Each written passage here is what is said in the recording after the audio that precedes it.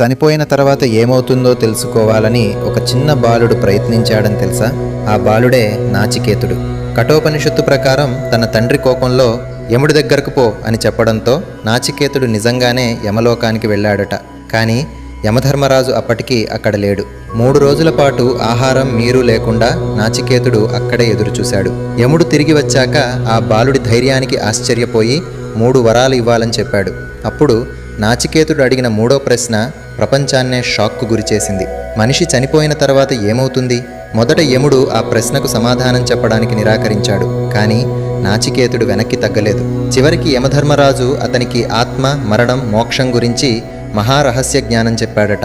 అదే తర్వాత కఠోపనిషత్తుగా ప్రసిద్ధి చెందింది. అయితే నాచికేతుడు నిజంగా మరణ రహస్యాన్ని తెలుసుకున్నాడా? ఓం అని కామెంట్ చేయండి. ఇలాంటి మిస్టీరియస్ పురాణ రహస్యాల కోసం మన ఛానల్ను ఫాలో చేసి సబ్స్క్రైబ్ చేయండి.